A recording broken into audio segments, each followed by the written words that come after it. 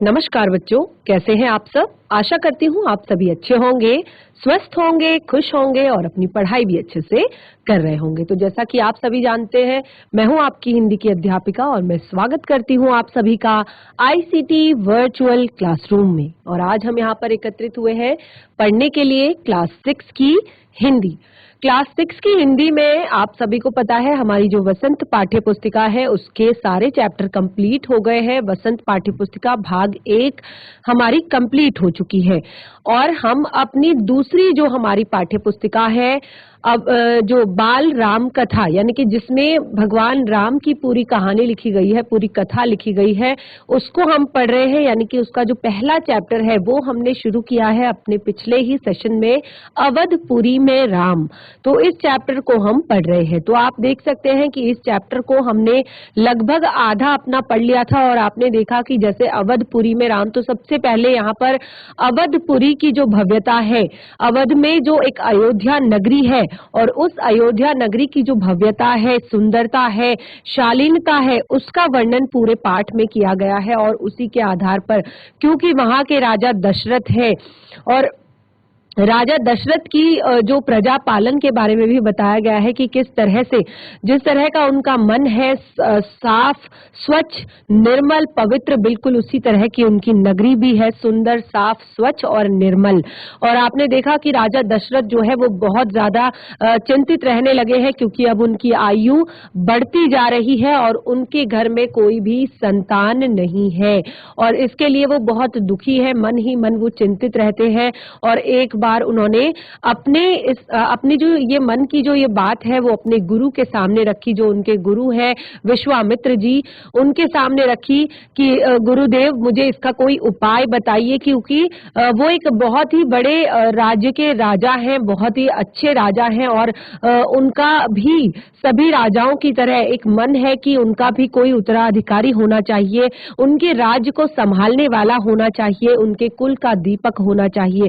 तो उन्होंने अपनी जब परेशानी अपने गुरु के सामने रखी तो उन्होंने पुत्रेष्ठी यज्ञ नामक एक यज्ञ के बारे में बताया। उन्होंने कहा कि तुम्हें पुत्रेष्ठी यज्ञ करना चाहिए और उसी यज्ञ का फल जब उन्हें मिला तो उनके 4 पुत्र हुए। जो राजा दशरथ थे उनकी कितनी रानियां थी, हमने अपने पिछले सेशन में ये पढ़ा है और राजा दशरथ के बारे में पूरी रामायण में हमने पढ़ा है। पूरी रामायण भी आप लोगों ने टीवी सीरियल्स के माध्यम से भी आपने देखी है। तो राजा दशरथ की कितनी रानियां थी, कौन बच्चा मुझे बताएगा कि राजा दशरथ की कितनी रानियां थी। फटाफट हैंड रेज कीजिए और माइक ले लीजिए, फटाफट उत्तर देने का प्रयास कीजिए, क्योंकि केवल चैप्टर पढ़ने से नहीं होगा। आपको अगर आप उत्तर देंगे तो आपको और भी ज्यादा आपके जो पाठ है वो इंटरेस्टिंग लगेंगे। और ये जो चैप्टर्स हैं ये तो बहुत ही ज्यादा हमारे एक तरह से देखा जाए हम बचपन से ही रामायण, महाभारत और बाकी जो भी कहानियां हैं, महापुरुषों की कहानियां, ये हम अपने फैमिली मेंबर्स से भी सुनते आते हैं। तो ये बहुत ही ऐसा कोई सवाल नहीं है कि जो मैंने आपसे बहुत ही कठिन सवाल पूछा है। यस, जीआईसी गजरौला बच्चा, क्या आप आंसर देंगे? माइक को प्रॉपर ऊपर की तरफ ऑन करेंगे। यस, गुड मॉर्निंग बच्चे, सुप्रभात। हाँ जी, कौन कौन सी? हाँ जी, सुमित्रा, 3 रानियां थी, तो तीनों के नाम यहाँ पर हमने पढ़े अभी अपना जब पिछला हमारा सेशन था। और ऐसा बहुत कठिन भी ऐसा ये प्रश्न नहीं है, क्योंकि जैसे कि मैंने आपको बताया हम कहानियां अपने परिवार के जो फैमिली मेंबर्स हैं उनसे भी हम सुनते रहते हैं, टीवी में भी हम सीरियल देखते हैं, रामायण, महाभारत या बाकी चीजें जो इस तरह की आती हैं, श्री कृष्ण। तो सारी चीजें ये हमारे एक कॉमन सेंस से भी जुड़ी हुई है जिसको हम आसानी से उत्तर दे सकते हैं। कोशिश कीजिए बच्चा, ये घबराइएगा नहीं, बिल्कुल डरिएगा नहीं, जो आपको लग रहा है कि ये हो सकता है आप बोलिए।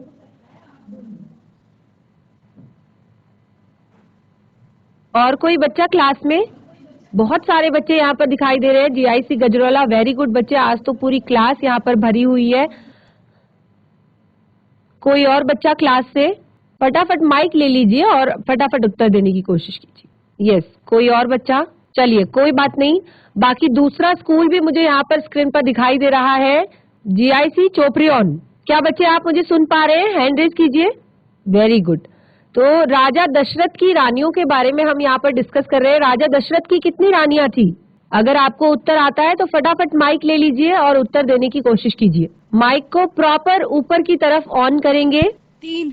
यस, 3 रानियां थी। कौन कौन रानियां थी उनकी? Kaushalya, Sumitra, Kaikeyi. Very good. What is your name? क्या है आपका नाम? अंश कठैत। अंश के लिए क्लैप करेंगे सभी बच्चे। वेरी गुड अंश। यस, राजा दशरथ की 3 रानियां थी, कौशल्या, सुमित्रा और कैकई। अभी हमने यहाँ पर कहा कि राजा दशरथ ने पुत्रेष्ठी यज्ञ किया, पुत्रेष्ठी नामक एक यज्ञ किया पुत्र रत्न की प्राप्ति के लिए। तो राजा दशरथ की जो 3 रानियां थी उनसे उन्हें 4 पुत्र हुए। तो चारों पुत्रों के नाम इस तरह से हैं, राम, लक्ष्मण, भरत, शत्रुघ्न। तो कौन कौन सी रानी के कौन कौन से पुत्र थे? कोई बच्चा इस प्रश्न का उत्तर देना चाहेगा? Yes, very good. अंश के अलावा बाकी बच्चे भी उत्तर दे सकते हैं। गर्ल्स, यस, कोशिश कीजिए बच्चा, बिल्कुल भी डरने की, घबराने की, शर्माने की बिल्कुल भी जरूरत नहीं है। बहुत ही आसान प्रश्न है। माइक को प्रॉपर ऊपर की तरफ ऑन करेंगे। यस, हाँ, भरत तो थे, 4 पुत्र थे उनके, राम, लक्ष्मण, भरत, शत्रुघ्न। कौन सी रानी का कौन सा पुत्र था ये भी हमने यहाँ पर पढ़ा था अपने पिछले सेशन में। यस, कैकई के भरत। भगवान राम की माता का नाम क्या था? हाँ जी, कौशल्या के राम। Very good. सुमित्रा जो थी उनके 2 पुत्र थे, लक्ष्मण और शत्रुघ्न। और रानी कैकई जो थी उनके एक ही पुत्र थे, भरत। और रानी कौशल्या जो थी उनके पुत्र का नाम भगवान राम था। तो बहुत अच्छे बच्चे। नाम क्या है आपका? आपका नाम क्या है? मानसी। यस, क्लैप करेंगे सभी बच्चे मानसी के लिए। Yes, very good. तो इसी तरह से क्योंकि हम बहुत ही ज्यादा जो इंटरेस्टिंग चैप्टर पढ़ रहे हैं, जो हम बचपन से कहानियां सुनते आ रहे हैं, समझते आ रहे हैं, टीवी में देखते आ रहे हैं, तो जब हम इस तरह की चीजों को अपनी बुक्स में पढ़ते हैं तो वो हमारे लिए समझने के लिए बहुत ज्यादा इजी हो जाती है। देखिए, कभी आप कोई चीज पढ़ते हैं, केवल बुक में पढ़ते हैं, तो वो आपको बोरिंग लगने लगती है। लेकिन अगर आप उसी चीज को ऑडियो विजुअली देख रहे हैं, यानी कि अगर आप पिक्चराइज करके, पिक्चर के रूप में एक फिल्म के रूप में अगर आप उसे टीवी में देखते हैं, तो आप वो चीज ज्यादा आसानी से समझ पाते हैं, सीख पाते हैं। तो रामायण, महाभारत, जय श्री कृष्णा या हनुमान, ये सारी चीजें आप टीवी में सीरियल्स के रूप में देखते हैं, तो इनको समझना, पढ़ना आप लोगों के लिए बहुत ज्यादा इजी हो जाता है, आसान हो जाता है। तो ये हमने यहाँ पर पढ़ा था। और उसके बाद हमने पढ़ा कि जब ये चारों पुत्र रत्न प्राप्त हुए तो अयोध्या नगरी में बहुत ज्यादा खुशियां छा गई, क्योंकि राजा दशरथ जो थे, लगभग वो उनकी उम्र काफी ज्यादा हो गई थी। तो राजा दशरथ के जब ये पुत्र हुए तो पूरा जो नगर था वो खुशियों से भर गया। और उसके बाद दोनों पुत्रों का पालन पोषण यहाँ पर होने लगा। उसके बाद उनको शिक्षा दीक्षा के लिए गुरु के पास भेजा गया। और जब गुरु के पास से वो वापस घर आए तो उसके बाद अब क्योंकि उस समय पर राज सिंहासन संभालने के लिए जिम्मेदारी दी जाती थी, तो इस तरह की बातें वहां पर होने लगी कि अब जो राम है वो सबसे ज्येष्ठ पुत्र है, बड़े पुत्र है, तो उनका राज्याभिषेक कर देना चाहिए। और अब उनकी जो उम्र है वो विवाह योग्य भी हो गई है, तो उनका विवाह भी कर देना चाहिए। जब इस तरह की बातें वहां पर महल में हो रही थी तो अचानक जो गुरु वशिष्ठ है वो वहां पर आ गए। और गुरु वशिष्ठ ने यहाँ पर दशरथ से मांगा कि मैं एक अपना जो तप है उसको पूरा करने के लिए यज्ञ कर रहा हूँ, और मुझे वहां पर जंगल में राक्षस जो है वो तप को पूरा नहीं करने दे रहे हैं, तो आप मुझे तप को पूरा करने के लिए राम को मेरे साथ भेज दीजिए, ताकि क्योंकि राम जो है वो बहुत ही ज्यादा बलशाली है, बहुत ही ज्यादा एक तरह से कहें तो हर विद्या में निपुण है। आपने देखा, क्योंकि ये जो चारों बालक थे ये बहुत ज्यादा कुशाग्र बुद्धि के थे, बहुत तेज बुद्धि के थे। तो जब राम को लेने के लिए जब गुरु वशिष्ठ आए तो दशरथ बहुत ज्यादा दुखी हो गए, निराश हो गए, क्योंकि वो राम को वन नहीं भेजना चाहते थे, राक्षसों के पास नहीं भेजना चाहते थे, क्योंकि वो कहते थे कि ये मेरे बुढ़ापे की संतान है, बहुत ज्यादा मिन्नतों के बाद मुझे ये प्राप्त हुए हैं पुत्र, और मैं इन्हें इस तरह से जंगल नहीं भेज सकता। तो आगे क्या हुआ आज हम अपने इस सेशन में कंटिन्यू करेंगे, टॉपिक को चलेंगे स्मार्ट बोर्ड की तरफ। सभी बच्चे ध्यान पूर्वक पढ़ेंगे और समझने का प्रयास करेंगे। इस चैप्टर को हम रिवाइज कर चुके हैं, और जहाँ से हमने शुरू करना है हम डायरेक्ट वहीं से पढ़ना शुरू करेंगे। तो यहाँ पर जब हमने कहा कि एक दिन अयोध्या नगरी का जो राजमहल था वहां पर इसी बात पर चर्चा चल रही थी। किस बात पर चर्चा चल रही थी कि राम को वन भेजना है या नहीं, राम को राज्याभिषेक करना है या विवाह करना है। तो गहन मंत्रणा इस बात पे चल रही थी। तो तभी वहां पर यहाँ पर गुरु जो वशिष्ठ है, द्वारपाल जो है घबराया हुआ अंदर आया, डरा हुआ एकदम से अंदर आया और जब उसने कहा कि महर्षि विश्वामित्र पधारे हैं, तो उन्होंने कहा कि राजा दशरथ जो है तत्काल अपना आसन छोड़कर चले गए उनको लेने के लिए। और जब विश्वामित्र ने उनसे कहा कि आप मुझे आपका ज्येष्ठ पुत्र चाहिए, दे दीजिए, यज्ञ को मुझे पूरा करना है, ताकि आप मुझे अपना ज्येष्ठ पुत्र दे दीजिए ताकि मेरा जो यज्ञ है वो पूर्ण हो सके। तो ये सुनते ही जो राजा दशरथ है उन पर जैसे बिजली सी गिर पड़ी, यानी कि उनका जो बहुत ही मन से वो अपने पुत्र के राज्याभिषेक की तैयारियां कर रहे थे, उसके विवाह के विषय में सोच रहे थे। तो उनको ये सारी चीजें, क्योंकि उन्हें इस बात की बिल्कुल भी उम्मीद नहीं थी कि उनके ज्येष्ठ पुत्र को इस काम के लिए मांगा जाएगा। तो अब क्योंकि विश्वामित्र जो है दशरथ की इस दुविधा को समझ गए थे, क्योंकि जब उन्होंने दशरथ का चेहरा देखा कि इस बात को सुनते ही दशरथ की क्या हालत हुई है, तो विश्वामित्र ने उनसे कहा कि मैं राम को केवल कुछ दिनों के लिए मांग रहा हूँ। यदि मेरा जो यज्ञ है वो 10 दिन में संपन्न हो जाएगा, और मेरा जो यज्ञ है वो 10 दिन में संपन्न हो जाएगा, यानी कि उन्होंने कहा कि मैं राम को केवल 10 दिनों के लिए ही मांग रहा हूँ। अब महाराज दशरथ दुखी हो गए और पितृ वियोग की आकांक्षा से कांप उठे, यानी कि उनको लगा कि अब मेरे पुत्र से मेरा फिर से विछोह हो रहा है। क्यों डर गए? क्योंकि जो राजा दशरथ थे उनकी आयु काफी ज्यादा हो गई थी और उन्हें ये था कि कभी भी मेरी जो मृत्यु है वो हो सकती है, तो उससे पहले मैं अपनी सारी जिम्मेदारियां निभा लूं, सारी चीजें मैं कर लूं जो मेरी तरफ से होती हैं, अपने बच्चों के प्रति, अपने पुत्र के प्रति, अपनी परिवार के प्रति, अपनी फैमिली के प्रति। तो राजा दशरथ की जो दशा थी उसको देखकर जो राजा के मंत्री थे वो भी चिंतित थे पर चुप थे, और महर्षि वशिष्ठ जो थे वो शांत थे। इतने में दशरथ कांप कर बेहोश हो गए, और इतने में क्योंकि वो अंदर ही अंदर सोच रहे थे कि कैसे मैं अपने पुत्र को, अपने प्रिय पुत्र को अपनी आंखों से, नजरों से दूर भेज दूं। तो जब उन्हें होश आया तो डर ने उन्हें जकड़ लिया, एक बार मूर्छित हुए और फिर जैसे ही होश आया फिर से उस डर ने उन्हें जकड़ लिया और वो मूर्छित होकर फिर से दोबारा से गिर पड़े, संज्ञा शून्य पड़े रहे, यानी कि बिल्कुल मूर्छित वो पड़े रहे, मूर्छा आ गई उन्हें डर के मारे। अब महर्षि विश्वामित्र का क्रोध बढ़ता जा रहा था, यानी कि महर्षि विश्वामित्र जो है उनका क्रोध बढ़ता जा रहा था। दरबार जो था वो सशंकित था, यानी कि दरबार में, अब जहां दरबार में अभी तक खुशियां छाई हुई थी, अभी तक दरबार में चल रहा था, बातें चल रही थी कि किस तरह से राम का राज्याभिषेक होगा, किस तरह से राम अपने राज्य को चलाएंगे। तो ये सारी बातें जहां पर चल रही थी, अब वहां पर डर सब लोगों को लगने लग गया था और किसी अनिष्ट की आकांक्षा से सब लोग भयभीत थे, यानी कि सबको लग रहा था कि अब शायद कुछ अनिष्ट होने वाला है। जीआईसी चोपड़ियों, बच्चों क्लास में डिसिप्लिन बना के रखो। मैम यहाँ पे पढ़ा रही हो, आप लोग क्लास में खेल रहे हो। तो यहाँ पर जब यहाँ पर जो दरबार था पूरा सशंकित था, यानी कि दरबार में सब लोगों को शंका हो रही थी कि कोई अनिष्ट ना हो जाए अभी, तो कुछ समझ में नहीं पा रहे थे वो, और महर्षि और महाराज के बीच संवाद में कुछ बोलना उचित भी नहीं था, यानी कि जब दो बड़े बात कर रहे हैं तो बाकी लोगों का बीच में बोलना उचित नहीं था।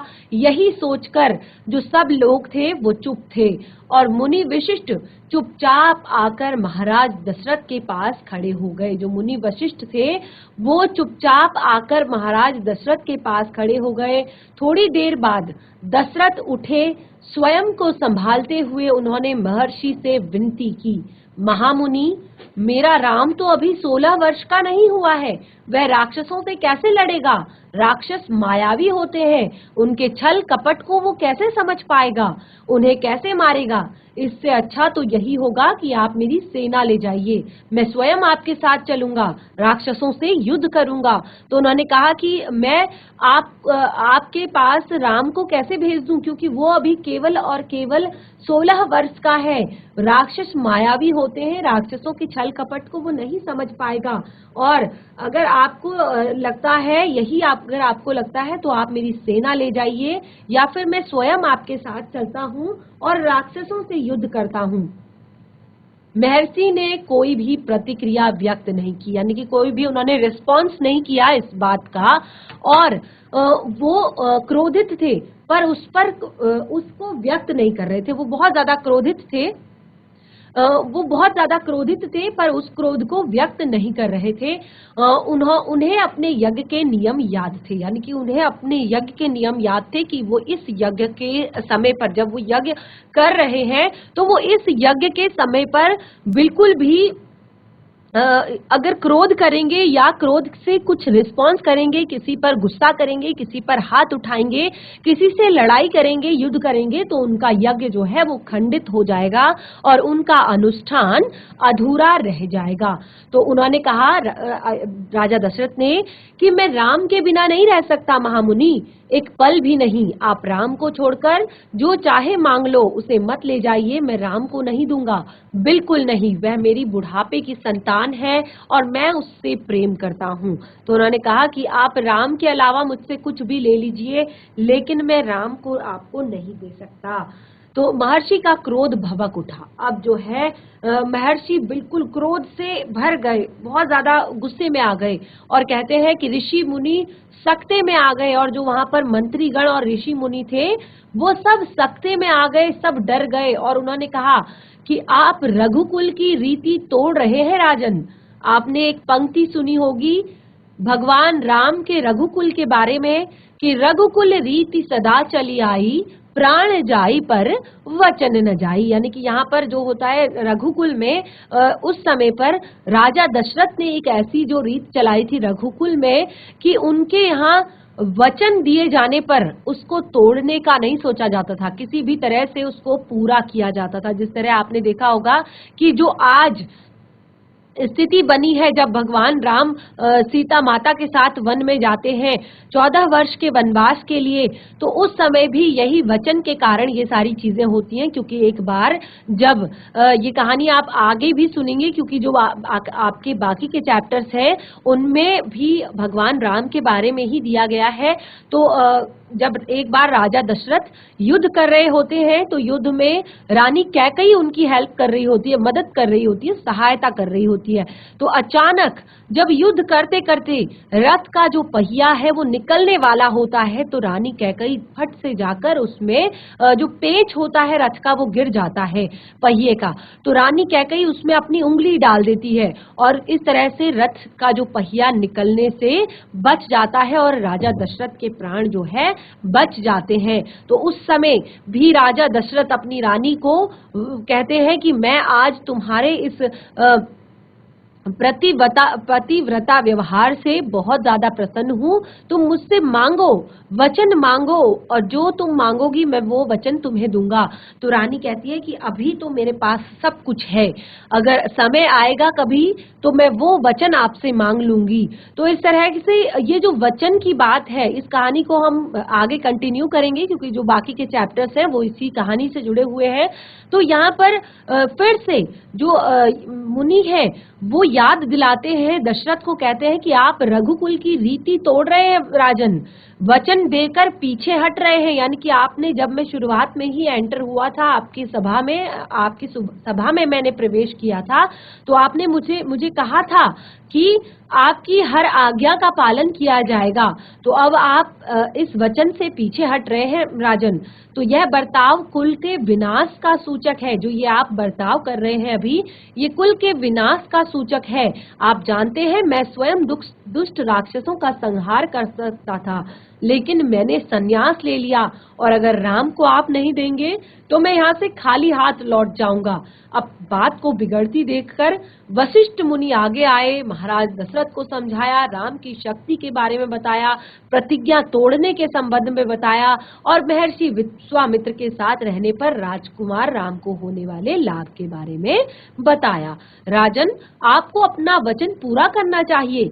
रघुकुल की यही रीति है। यहाँ पर प्राण देकर भी आपके पूर्वजों ने वचन निभाए हैं और प्राण देकर भी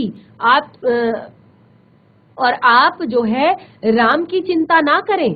महर्षि के होते हुए उनका कोई कुछ नहीं बिगाड़ सकता, क्योंकि यहाँ पर देखिए, जैसे कि मैंने कहा, रघुकुल रीति सदा चली आई, प्राण जाई पर वचन न जाई। जो दूसरे को वचन दिया है, अगर कोई वचन दिया है तो उसके लिए भले ही अपने प्राणों को न्यौछावर करना पड़े, लेकिन उस वचन को निभाया जाएगा। तो ये तो एक छोटी सी बात है कि आपको महर्षि के साथ यहाँ पर राम को भेजना है। और दूसरी बात, क्योंकि राम जो है वो बहुत ही ज्यादा कुशाग्र बुद्धि के है, बहुत तेज बालक है और उनके लिए बहुत शक्तिशाली है, बहुत बलशाली है, तो उनके लिए राक्षसों को मारना कोई बड़ी बात नहीं है। और दूसरी बात, क्योंकि विश्वामित्र स्वयं बहुत बड़े एक राजा रहे और अब उन्होंने क्योंकि संन्यास ले लिया है और अब वो वध नहीं कर सकते, तो उनको बहुत सारा ज्ञान है, बहुत सारी चीजों का ज्ञान उन्हें है, जिससे राम को केवल लाभ ही होगा, कोई भी परेशानी नहीं होगी। तब महाराज दशरथ की चिंता कुछ कम हुई। अब महाराज दशरथ की चिंता कुछ कम हुई और लेकिन पुत्र वियोग का जो दुख था सभी तर्कों पर भारी पड़ रहा था, लेकिन साथ ही पुत्र से बिछड़ने का जो गम था वो इन सारे तर्कों पर भारी पड़ रहा था। ये तर्क भी छोटे पड़ रहे थे। अब गुरु वशिष्ठ ने कहा, महाराज, महर्षि विश्वामित्र अत्यंत सिद्ध पुरुष हैं, गुप्त विद्याओं के भी जानकार हैं और कुछ और सोचकर ही वो यहाँ आए हैं। राम उनसे अनेक नई विद्याएं सीख सकते हैं। आप राम को महर्षि विश्वामित्र को सौंप दें, आप राम को उनके साथ जाने दें। अब दशरथ ने मुनि वशिष्ठ की बात को दुखी मन से स्वीकार कर ली, लेकिन वे राम को अकेले नहीं भेजना चाहते थे, क्योंकि उन्होंने विश्वामित्र से आग्रह किया कि अगर वो राम को लेकर जाना चाहते हैं तो वो राम के साथ उसके छोटे भाई लक्ष्मण को भी ले जाएं। तो अब महर्षि विश्वामित्र ने इस आग्रह को स्वीकार कर लिया। उन्होंने कहा, ठीक है, चलो, अगर आप राम को अकेले नहीं भेजना चाहते हैं तो आप इन लक्ष्मण को भी मेरे साथ भेज दीजिए। अब राम और लक्ष्मण को तत्काल दरबार में बुलाया गया और महाराज दशरथ ने उन्हें अपने निर्णय की सूचना दी और दोनों भाइयों ने उस बात को सहर्ष स्वीकार लिया, सिर झुकाकर और आदर सहित, क्योंकि राम जो थे वहाँ की आज्ञा के पालन को, अपने पिता की आज्ञा को वो बहुत ज्यादा मानते थे, अपनी पिता की आज्ञा का पालन बहुत मन से करते थे। तो उन्होंने बिल्कुल नहीं पूछा कि हमें कहाँ जाना है, क्यों जाना है, किस लिए जाना है, और उन्होंने अपने पिता की आज्ञा को सिर झुकाकर आदर के साथ स्वीकार कर लिया। और इसकी सूचना जब माता कौशल्या को दी गई और बताया गया कि राम और लक्ष्मण जो है वो वन जा रहे हैं विश्वामित्र के साथ, अब नितांत गंभीर माहौल में स्वस्ति वचन हुआ, शंख ध्वनि हुई, नगाड़े बजे और महाराज दशरथ ने भावुक होकर अपने दोनों पुत्रों का मस्तक चूमकर उन्हें महर्षि को सौंप दिया। अब क्योंकि आज पहली बार जो राम थे वो एक योद्धा के रूप में घर से निकल रहे थे, क्योंकि वहां जाकर उन्होंने राक्षसों का वध करना था, तो एक नितांत गंभीर माहौल था उस समय राज दरबार का, राजसभा का। तो वहां पर स्वस्ति वाचन शुरू हुआ और शंख ध्वनि शुरू हुई, नगाड़े बजे और महाराज दशरथ ने अपने दोनों पुत्रों के मस्तक चूमकर उनको महर्षि के साथ भेज दिया। अब दोनों राजकुमार बिना विलंब किए महर्षि के साथ चल दिए और बीहड़ भयानक जंगल की ओर। विश्वामित्र आगे आगे चल रहे थे, राम उनके पीछे और लक्ष्मण राम से 2 कदम पीछे, और अपने धनुष को संभाले हुए और पीठ पर तुरेण बांधे कमर पर तलवार लटकाए हुए। तो अब यहाँ पर एक योद्धा की तरह दोनों चल रहे थे। सबसे पहले विश्वामित्र थे गुरु, और उनके पीछे से राम चल रहे थे, और राम के से 2 कदम पीछे लक्ष्मण चल रहे थे। अपने हाथों में धनुष लिए हुए थे, पीठ पर तुरीण बांधे हुए थे, कमर में तलवारें लटकाए हुए थे। तो इस तरह से राम जो है वो वन को चले गए विश्वामित्र के साथ। तो जब हमने यहाँ पर बताया कि राम जब वन की ओर चले गए, किसके साथ? विश्वामित्र के साथ। अब देखिए, जंगल और जनकपुर, ये आपका दूसरा चैप्टर है। हमने यहीं से स्टार्ट इसलिए किया है क्योंकि ये बिल्कुल सेम है। यहाँ पर यहीं से जो यात्रा है वो जंगल की प्रारंभ हो रही है, जंगल की तरफ बढ़ रहे हैं राम, लक्ष्मण और गुरु विश्वामित्र। तो इसीलिए हमने इस चैप्टर को अपने यहीं से कंटिन्यू किया है, जंगल और जनकपुर। आप देख सकते हैं चैप्टर का नाम बिल्कुल यहाँ पर दिया गया है, जंगल और जनकपुर। तो जब राजमहल से निकले यहाँ पर राम, लक्ष्मण और जो हमारे यहाँ पर विश्वामित्र जी हैं, गुरु जी, तो जब राजमहल से निकले तो वो सरयू नदी की ओर बढ़े। अब वो राजमहल से निकल चुके हैं, बिना देर किए वो राजमहल से बाहर निकले और बीहड़ जंगल की ओर चले, और दोनों राजकुमार साथ थे। अब उन्हें नदी पार करनी थी। अब वो सरयू नदी के पास पहुंच चुके हैं। अब उन्हें सरयू नदी पार करनी है आश्रम पहुंचने के लिए, गुरु विश्वामित्र के आश्रम में पहुंचने के लिए उन्हें सरयू नदी पार करनी है। अब विश्वामित्र ने अयोध्या के निकट नदी पार नहीं की, दूर तक सरयू के किनारे किनारे चलते रहे, और दक्षिणी तट पर, उसी तट पर जिस तट पर अयोध्या नगरी थी। क्या हुआ कि जो विश्वामित्र थे उन्होंने नदी पार नहीं की, यानी कि उन्होंने उस सरयू नदी को पार नहीं किया। वो सरयू नदी के किनारे किनारे चले गए, दक्षिणी तट तक जाते रहे, और उसी तट पर, यानी कि जिस तट पर अयोध्या नगरी थी, उन्होंने नदी को बिना क्रॉस किए, बिना नदी को पार किए, वो नदी के किनारे किनारे, नदी के तट पर आगे बढ़ते रहे, चलते रहे नदी के घुमाव के साथ। और वो नदी के घुमाव के साथ आगे बढ़ते रहे, और उनकी जो जब वो आगे बढ़ते रहे तो उन्हीं की राजमहल जो है पीछे छूट गया, और उसकी आखिरी बस्ती, यानी कि जो उस नगर की आखिरी बस्ती थी वो भी निकल गई, और चलते चलते एक तीखा मोड़ आया और सब कुछ दृष्टि से ओझल हो गया। राम और लक्ष्मण ने एक बार भी पीछे मुड़कर नहीं देखा, और महर्षि विश्वामित्र के सीधे कदमों की ओर सूरज की चमक धीमी पड़ने लगी। शाम होने आई थी। राजकुमारों के चेहरों पर थकान का कोई चिन्ह नहीं था, उत्साह था। वे दिन भर पैदल चले थे और चलने को तैयार थे। महर्षि अचानक रुके और उन्होंने आसमान पर दृष्टि डाली। चिड़ियों के झुंड अपने बसेरों की ओर लौट रहे थे। आसमान मटमैला लाल हो गया था। चरवाहे लौट रहे थे, गायों के पैर से धूल में आधे छिपे हुए। हम आज रात नदी तट पर ही विश्राम करेंगे, महर्षि ने पीछे मुड़ते हुए कहा।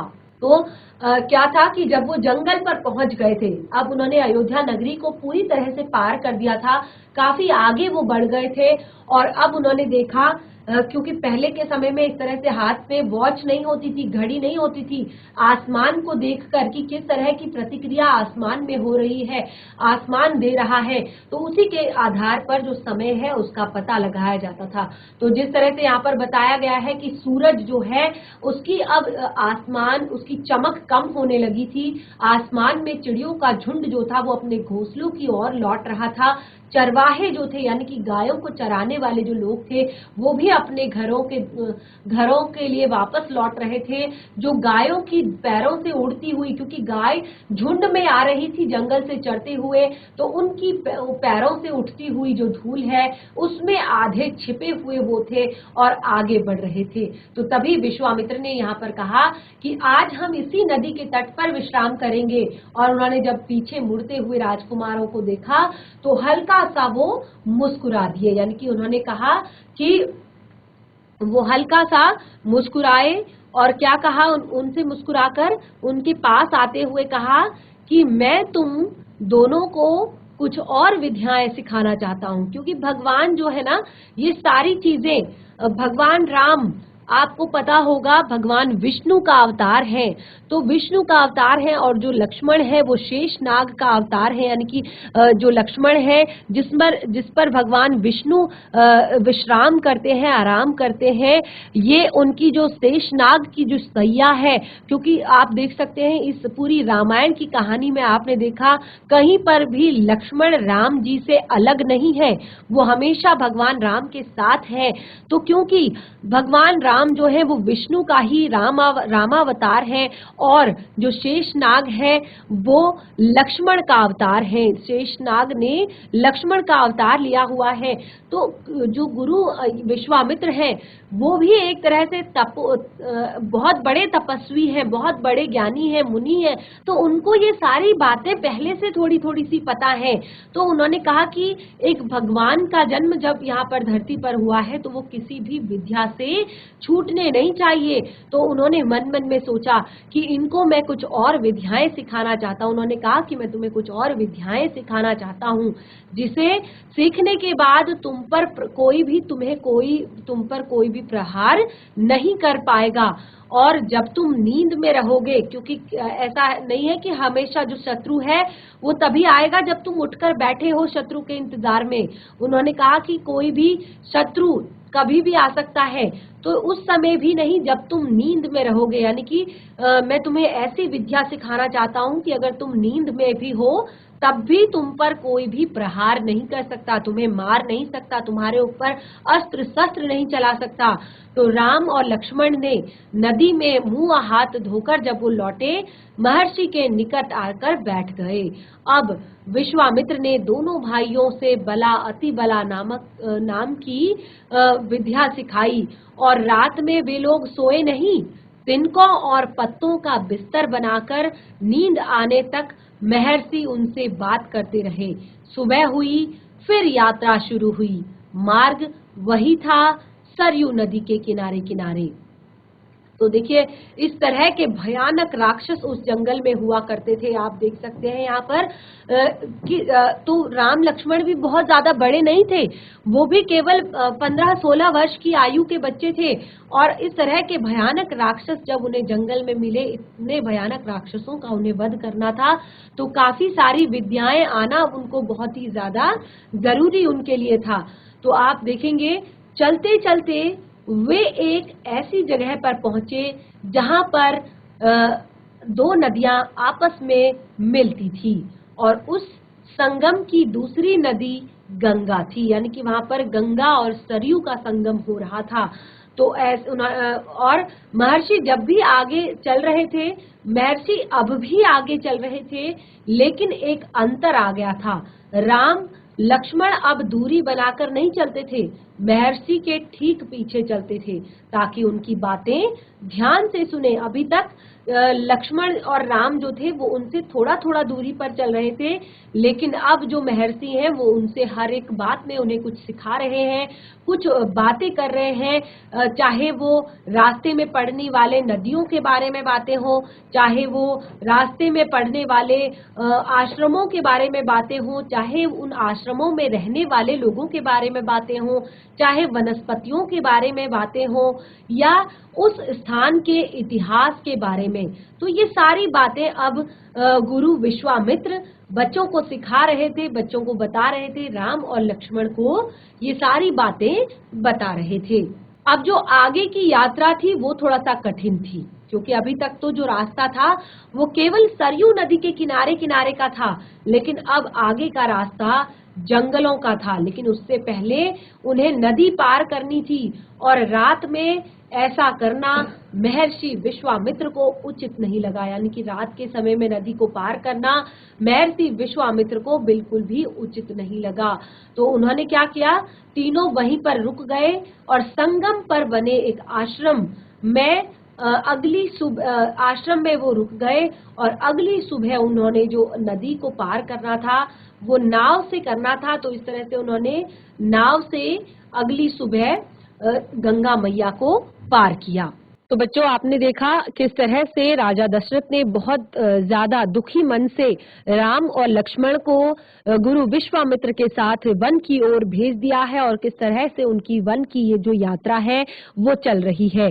तो ये चैप्टर हम कंटिन्यू करेंगे अपने नेक्स्ट सेशन में। अगर आपके पास हिंदी की ये पाठ्य पुस्तिका है तो आप इसको घर पर जरूर रिवाइज करें और नेक्स्ट सेशन में हम इस पाठ से जुड़े हुए प्रश्नों उत्तरों पर भी डिस्कशन यहाँ पर करेंगे।